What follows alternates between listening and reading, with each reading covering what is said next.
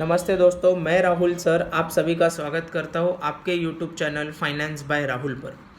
आज का विषय है सिलिकॉन वैली बैंक।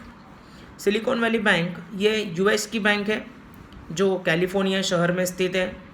जिस तरीके से हमारे देश में हम बेंगलोर को सिलिकॉन वैली कहते हैं, क्योंकि यहाँ पर काफ़ी सारे आईटी फर्म्स है, कंपनीज़ है, आईटी हब है।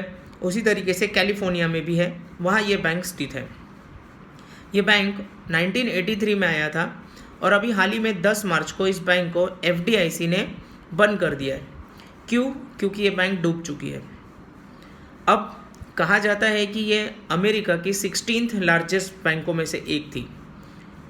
क्योंकि ये बैंक जो है वो 203 बिलियन डॉलर्स की थी। यानी अगर हम हमारे देश में आईसीआईसीआई और एचडीएफसी मिला लें तो इतनी बड़ी बैंक्स, तो इतनी बड़ी बैंक अभी डूब चुकी है। 2008 के सबप्राइम क्राइसिस के बाद अभी ये सबसे बड़ी बैंक है जो डूब गई है अमेरिका में। तो आइए जानते हैं कि इसके डूबने के कारण क्या है। कोई भी बैंक का मुख्य काम होता है कि accept deposit and granting loan and advances. Deposit accept करो और लोन बांटो। 2018 में इस बैंक के पास काफ़ी सारी कैश डिपॉजिट हुई। ये बैंक जनरली स्टार्टअप्स को और आईटी फर्म्स को फाइनेंस करती थी, तो वहाँ से काफ़ी सारे पैसे इनको इन बैंक में जमा हुए, डिपॉजिट हुए तकरीबन 180 बिलियन तक।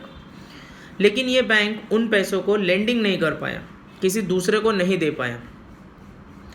तो अभी जो पैसा अभी बैंक में रखा है वो पैसा डिपॉजिटर्स के पैसे है, उसे इंटरेस्ट के साथ लौटाने होते हैं और ये इसे लेंडिंग नहीं कर पाए। तो बैंक ने एक डिसीजन लिया कि हम इस पैसे को गवर्नमेंट सिक्योरिटीज़ में लगा देते हैं।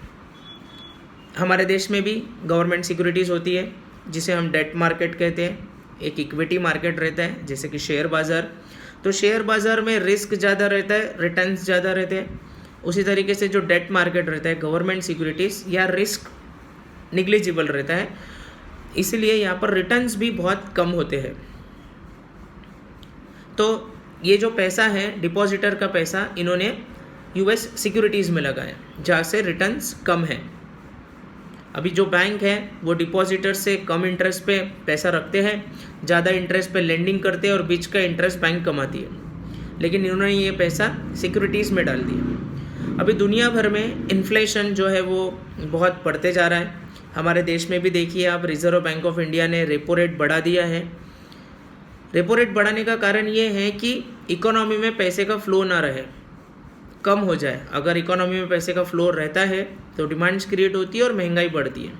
सेम अमेरिका ने भी यही किया। उन्होंने अपने जो इंटरेस्ट रेट्स हैं उनको बढ़ा दिए ताकि कोई और उनके पास पैसा लेने ना आए या देने ना आए, और देने वालों का इंटरेस्ट कम।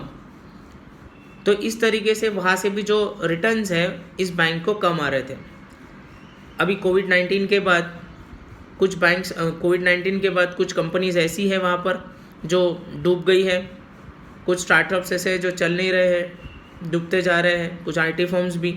तो उन्होंने धीरे धीरे अपने पैसे जो है वो बैंक से निकालना शुरू किया, सिलिकॉन वैली बैंक से।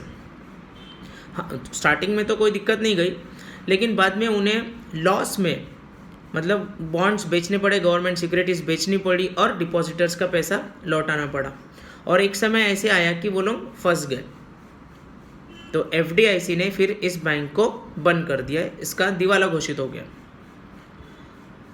सोचिए अगर ऐसा कुछ हमारे देश में होता है तो फिर डिपॉजिटर्स के पैसे का क्या। एक्चुअली हमारे देश में एक संस्था है DICGC, deposit insurance credit guarantee corporations, जो कि रिजर्व बैंक ऑफ इंडिया की होली ओन सब्सिडरीज है, जो भारत की सभी बैंकों में से सभी accounts, saving account, current account, RD, FD, सबका इंश्योरेंस निकालती है। और ये insurance up to 5 lakh rupees है, 5 लाख रुपए तक ये इंश्योरेंस है। यानी आपके किसी बैंक में पैसे रखे हैं और वो बैंक डूब गई गलती से, तो which ever is less, 5 lakh और विच एवर इज़ लेस, अगर आपके अकाउंट में 20,000 रुपये है, 50,000 रुपये है, उसका इंश्योरेंस है, तो आपको वो पैसा वापस मिल जाएगा। अगर 50 लाख रुपये है तो इस केस में 5 लाख रुपये मिलेंगे, डीआईसीजीसी खुद देगा। तो ये इस तरीके से डिपॉजिटर्स के पैसों को सेव किया जाता है।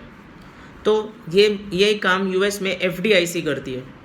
तो अभी हाल ही में जो इस SVB बैंक के जो डिपॉजिटर्स है इनके पैसे का क्या, तो FDIC ने फिलहाल अभी एक deposit insurance bank for Santa Clara नाम से एक बैंक बनाई है जहाँ डिपॉजिटर्स का पैसा रखा हुआ है, जो कि 85% पैसा अनइंश्योर्ड है, इंश्योरेंस नहीं है उसका।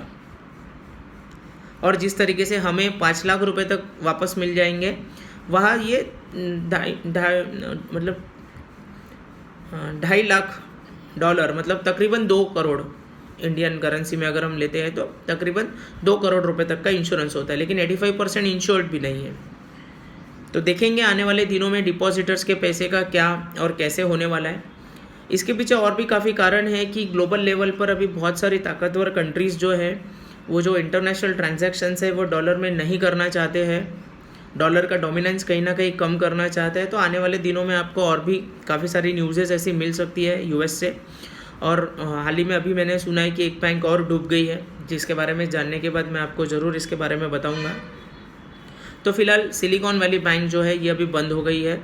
आई होप यहाँ से आपको ये समझ में आया होगा कि डिपॉजिटर्स कैसे सेफ होते हैं। इंडिया में भी DICGC इस तरीके का काम करती है कि ऐसा कुछ अनहोनी हो जाती है तो डिपॉजिटर्स के पैसे डूबने नहीं चाहिए, इसलिए यहाँ पर उसका इंश्योरेंस होता है DICGC द्वारा। तो वहाँ US में FDIC ये काम करती है।